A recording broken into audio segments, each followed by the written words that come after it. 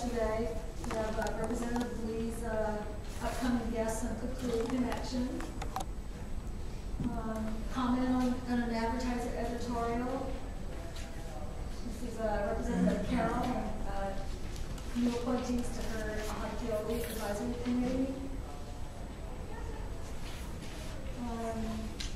On Thursday, America's Most Wanted was at the state capitol. Somebody's meeting with the state, not wanting the legislator. And then from Wednesday on down, it was a coverage of a special session. We're able to put up floor speeches and also take comments. Yesterday, I was telling everybody yesterday I got some negative comments on Dog, the bounty hunter, because we had a post on our site when he came to Capitol. So, and we get, the blog gets hits from all over the world, actually.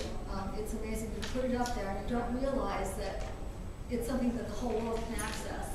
I think we have about 35 people from LA logging on every day, from New York, from San Francisco, Seattle, as well as locally.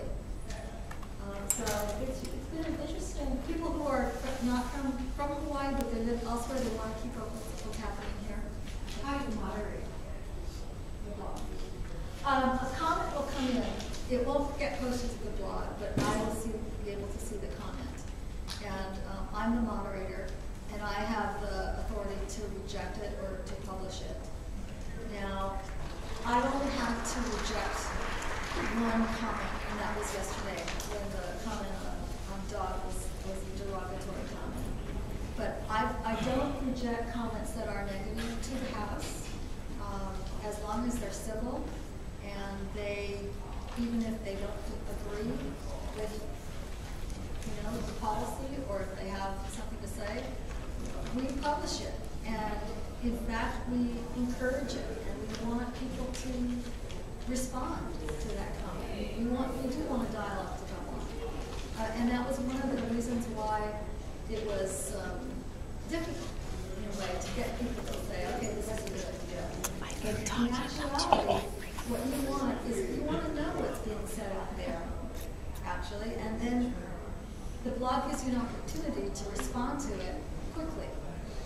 Not like if you have a negative comment in the newspaper, you might not be able to respond to it till the next day.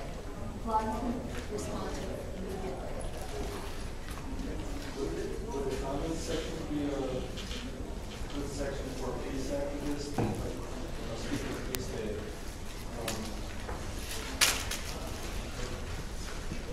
how can peace activists be more effective?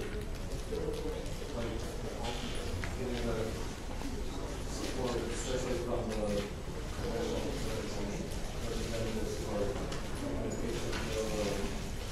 even for a resolution. I asked Representative Carmaster to do a resolution to call for the troops to come back from Iraq like a year or two ago. He said that they were criticized because they were accused of giving a low hostage Saddam. The peace activists didn't have enough influence to get the resolution passed again this year. How could the peace activists improve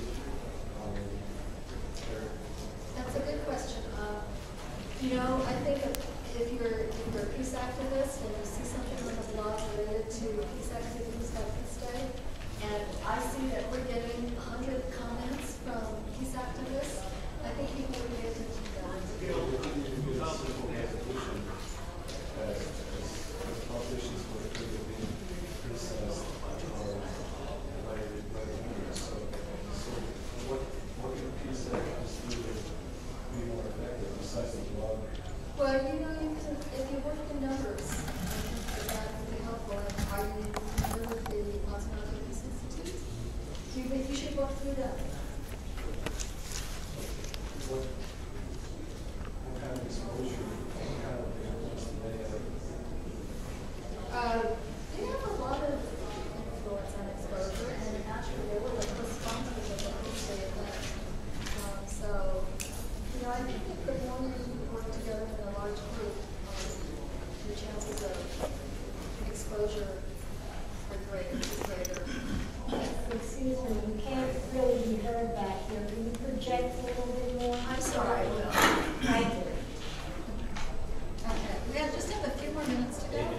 Georgette, I had a question on some of the bigger Democratic blogs like dailycause.com and mydp.com. One of the things that they recommend that's actually really frowned upon is to post a diary or a big posting on your blog and then not participate in the comments. It's referred to as a sort of drive-by blogging, where you put something out and then you let all the white boy comment on it, but you don't really participate or take part from that point. Do you have recommendations for folks as far as their responsibilities or the best practices once they've posted something to continue to engender conversation? Yes, best practice is to always respond if there is a question put to you. Sometimes it's just an ongoing conversation, people just want to comment, but I would say 50% of the posts that we get is a question back to us. Okay. And so wanting more information, or why didn't you do this, or I'm not clear about such and such. It would be irresponsible to not respond back. So what you'll see in the comment section is when you see a question, and then I'm the first one to see the question. So I can either answer it myself, pause the blog, says this, or I can get a representative to answer it because it's directly related to their subject matter or them specifically. But we always try to respond because we're asking people, to come to our blog and communicate. So it's just really courteous to take part in the conversation. When did the blog up? I think it started in July. So okay. I never had no idea that anything like this existed. It's way too wordy. I would never read it. Pardon me? It's way too wordy. I would never read it. Not for that reason. I do it an enormous amount of time on the internet, and do allow, for example, usernames for people who are participating. Oh yes. Yeah, because what I'm finding is that flame wars get pretty intense, that people can hide behind who they are, hide behind usernames. And I would, say with this, I can't read what's up there. I'm just seeing a long list of words and so forth. So I'm assuming that, but I understand what is probably the best blogger I've seen in the legislature is Gary Butcher. Even though I disagree with him on some issues, it's very deep. Yes. They just have a Two quickies. Do they keep track for you how many people go to the site even if they don't blog? I'm sorry, what was that? Do they keep track for you how many people have looked at the site even if they don't actually post something? Yes. Yes, Now, what do you do with the the hardcore obsessives that you're going to get 5 people who account for 80% of what's posted or something like that, and they have no life except to harass you basically. So how do you cope with that fact? We haven't experienced it yet. I think that if we get a whole bunch of anonymous comments that are basically saying the same thing, I'm not sure that I would post it. But even worse, someone who is, says who they are and is writing an hour a day on your blog. How do you cope with that sort of thing? Because some people are going to focus on it. I tend to probably publish it, but whoever's reading the blog has the right to scroll down and not even look at it. So you let them post? Yeah. Regardless. Okay. Two quickies. One, does your email address appear on your comment? No, it does not. Okay. And the second one, that last comment you just made bothered me a lot. If a whole bunch of people came in and started talking about the same subject in the same way, you might screen it. I mean, how do you ever know what the public level of support or opposition is if you're going to limit it? I'd like to encourage you to eliminate that policy. I haven't implemented it yet. Okay, I'm sorry. I have to cut it off. All right, thank you. Very good.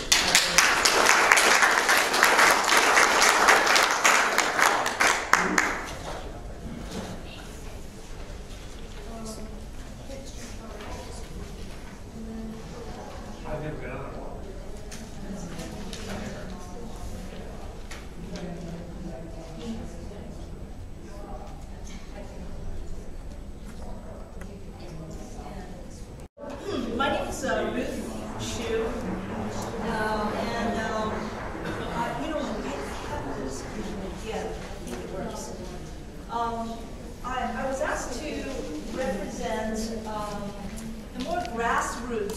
aspect of trying to get your message out to the general public.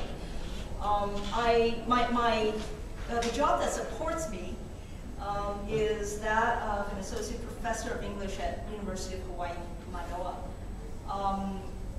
A lot of my time is spent in the classroom talking to young folks, and I can attest to the fact that the blog and short, pithy sentences are imperative today. I also derive a great deal of pleasure and honor, actually, from working with grassroots people around the state, particularly on Oahu. These are people with no money and no resources other than their time and their energy. For the most part, they have no name recognition whatsoever. So they're very regular people, and I relate to them because that's the way I pretty much think of myself, as a regular person with no name recognition, but who may believe in a certain number of issues very dear and near to my heart that I'm totally committed to, seeing that those issues get a public airing and get a chance to be part of a civic debate. So what do you do? I was asked to kind of talk about what do you do when you are a grassroots person and you're working with groups with no money and no name recognition. So, you know, you're not a senator, you're not president of a university or anything like that. Okay. I'm actually just going to go through this really quickly and get to the part about primarily Olelo and other venues that you might want to consider using. So how to get the right message to the media, effective communications with the public. And it's always helpful, I think, to think of communications as a two-way street, as a give and a take. And I think blogs are an excellent way, really, to get some feedback, but also just talking to people one-on-one. Okay, channels, Olelo. Olelo is still, I think, one of the best kept secrets in the state. Nationally, it is ranked by its sister public access channels as #2 in the US. So in case you're not familiar with Olelo, you can get certified as a producer, and if I can do it, anybody in this room can do it. You do have to have, the initial time commitment. So 3 evenings or 4 evenings a week, go in there and learn the rules, learn how it can be done. And once you are certified, that gives you access to equipment, to broadcast time, and to getting your message out there. So I am entering the 3rd season of my own hour-long talk show, and you'd be surprised at really how many people watch Olelo. They could be channel surfing.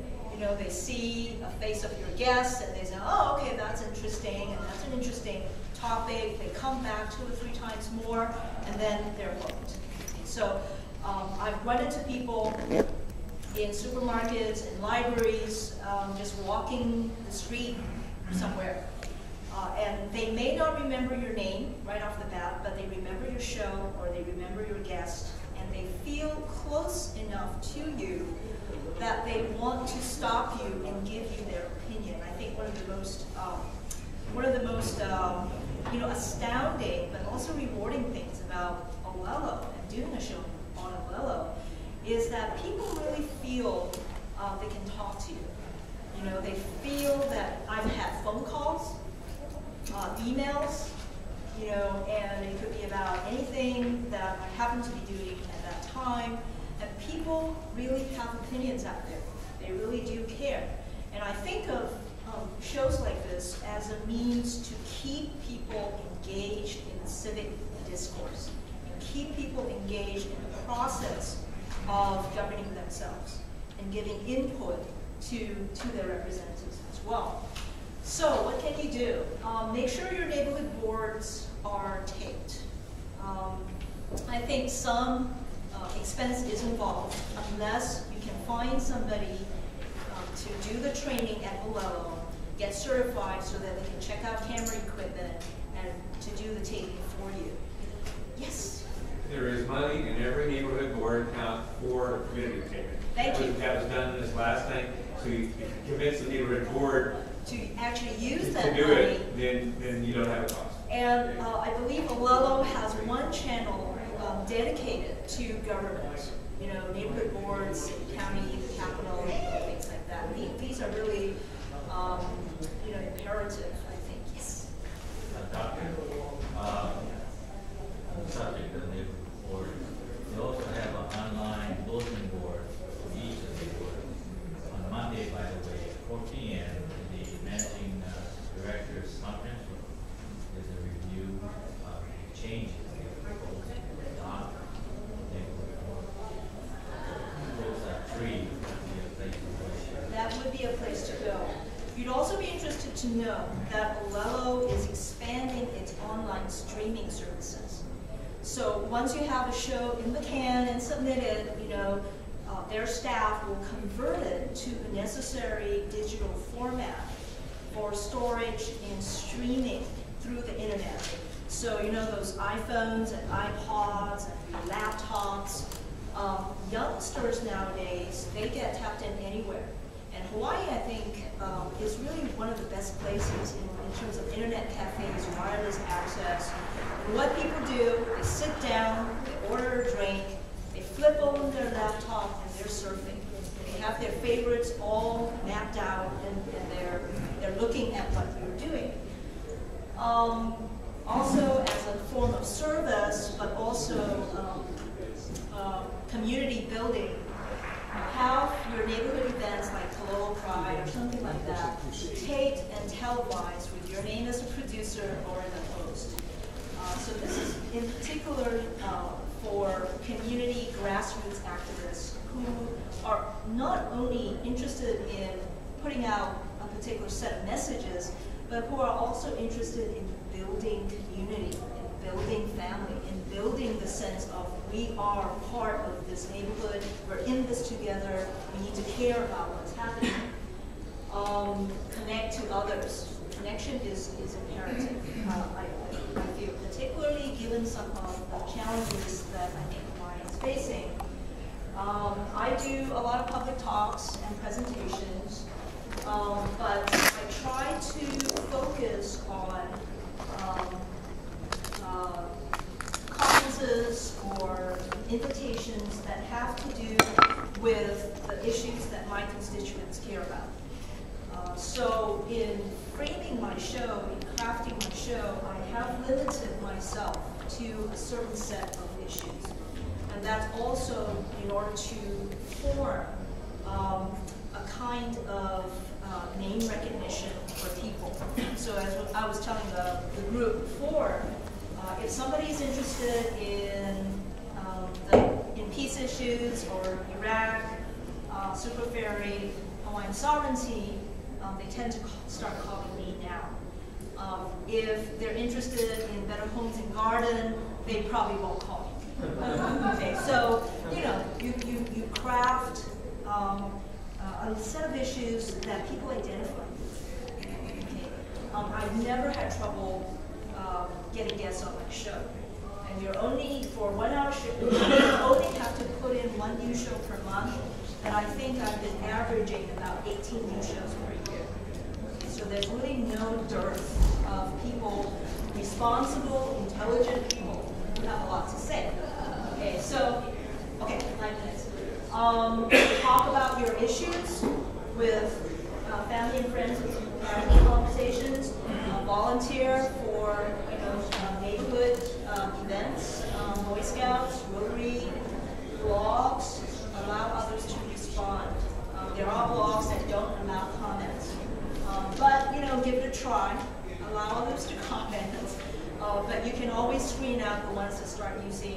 expletives and things like that, because other people don't want to shoot that. Website, you know, it's not hard nowadays to actually put up your own website. Bi-weekly newsletters, also delivered through the internet, build a network of allies. For grassroots people in particular, this is crucial. This is really crucial. Help others in the community, and word gets around. So be a friend. Don't stab people in the back, or they will come back. Right? So very practical in a way. Be respectful. This is really crucial, especially if you're working through Olelo or you're putting on an event.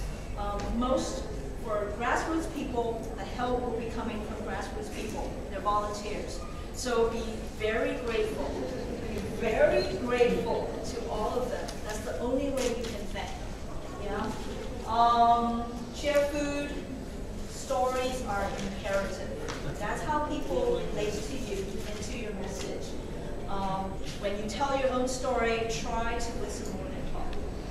Build relationships, don't use and dispose. Okay. Don't expect your volunteers to pay. There are producers at Olelo who expect their volunteers to bring soda and food. The volunteers at Olelo do not get paid. So you have to feed them. You know, and sometimes those shoots are 8 hours long. You know, so it's really.